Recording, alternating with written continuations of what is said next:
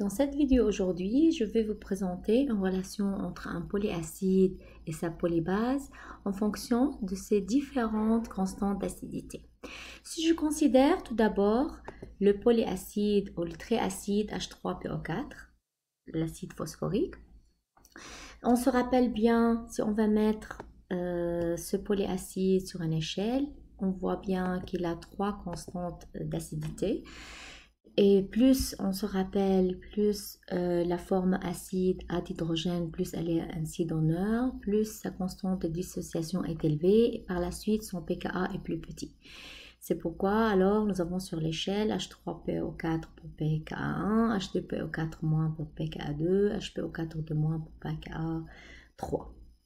Donc ici, pour développer la relation, je vais abrévier H3PO4 en H3A et je vais considérer les différentes réactions de dissociation. Je considère tout d'abord H3A dans l'eau, il va se dissocier en donnant H2A- et H3O+. Cette réaction de dissociation a un Ka1 qui est égal à H2A- multiplié par H3O+, divisé par H3A. À partir de chaque réaction de dissociation et chaque Ka, je vais chercher la forme de l'acide et je veux développer sa concentration en fonction des autres espèces. Donc ici H3A va être égal à H2A- fois H3O+, divisé par Ka1. Et je vais appeler cette relation 1. Ensuite, H2A- c'est un ampholyte. À son tour, il va se dissocier dans l'eau, donnant HA2- et H3O+. Également, cette réaction a son Ka2. Et je vais chercher la forme acide H2A- en fonction des autres espèces. Je vais obtenir H2A- en fonction de HA2-, H3O+, et Ka2. Et ça sera ma relation 2. Également, à son tour, HA2-, c'est un ampholyte, c'est le deuxième ampholyte de H3A. Sa dissociation dans l'eau va donner A3- et H3O+. Cette réaction de dissociation a également sa constante d'acidité Ka3. À partir de cette relation, je vais chercher la concentration de la forme acide HA2-, excusez-moi, ici c'est HA2-, en fonction de A3-, H3O+, et K3, et je vais avoir la relation 3. Maintenant, si je remplace la nouvelle relation 3 dans la relation 2 que j'avais déjà développée, ça veut dire dans la concentration de l'acide précédent, H2A-, je vais obtenir ainsi une relation entre H2A- et A3- et H3O+. Donc, en fonction également de K2, K3. Si je fais la même chose, je remplace ainsi 2' dans une, je vais avoir une relation de H3A qui est en fonction de A3-, H3O+, à la puissance 3, K1, K2, K3. Qu'est-ce que je peux remarquer ici?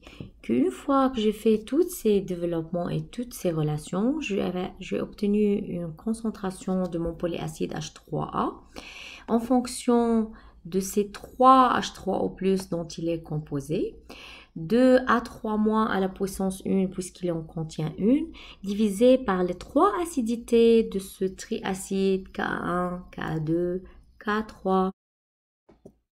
Donc, en résumé, qu'est-ce que j'ai obtenu?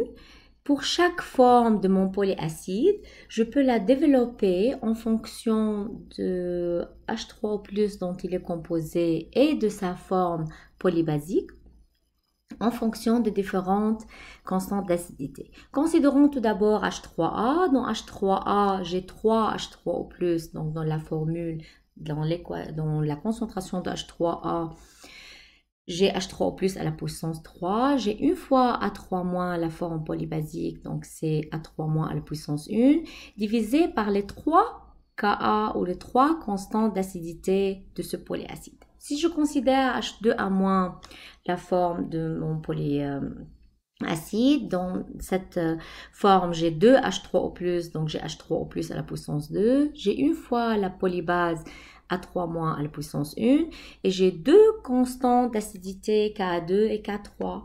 Et pour HA2-, je répète, HA2-, excusez-moi, ici j'ai une fois la polybase à 3-, donc c'est à 3- à la puissance 1.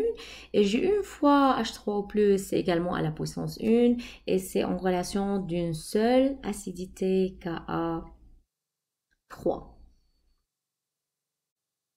Maintenant, nous sommes capables ainsi de développer une relation ou de prédire une relation entre polyacide et sa polybase en fonction de différents pKa. Si je considère par exemple H3PO4, H3PO4, je répète, il contient 3 H3O+, une fois à 3-. Et pour aller de H3PO4 jusqu'à PO4 3-, je dois passer via les 3 constantes d'acidité. Donc sa formule, c'est H3A égale à 3- fois H3 à la puissance 3 divisé par K1, K2, K3. Pour H2A-, pour le mettre en relation avec A3-, il me faut que je passe via deux acidités, K2 et K3. Donc la formule, elle est dépendante de K2 et K3. Et pour HA2-, et pour la mettre en relation avec PO4 3-, il faut qu'on passe juste via pKa 3.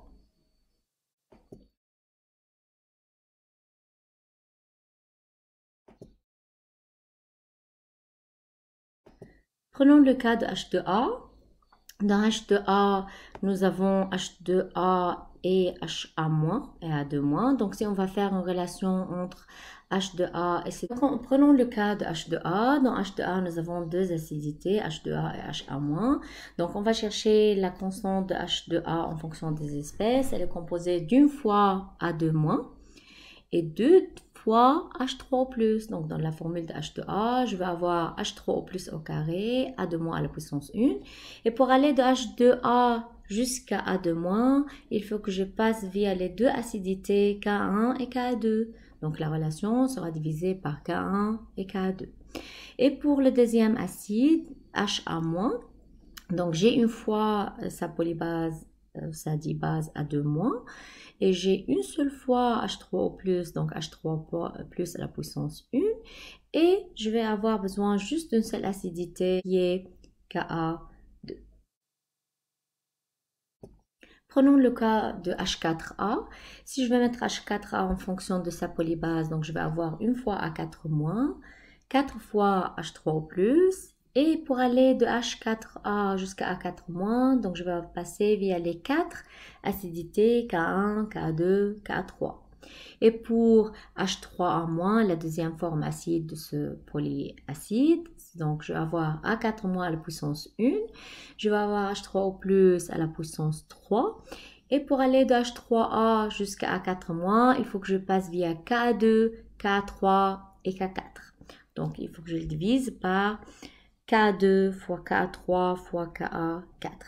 La troisième forme de mon polyacide H2A2-, également, elle est composée d'une fois A4-, de deux fois H3O+, donc c'est H3O+ au carré, divisé par de H2A2- jusqu'à A4-, je dois passer via K3 et K4. Donc, ce sera divisé par K3 multiplié par K4. Et pour la dernière forme acide HA3-, c'est la concentration, elle contient une fois 4-, elle contient une fois H3O+, et je passe juste via Ka4.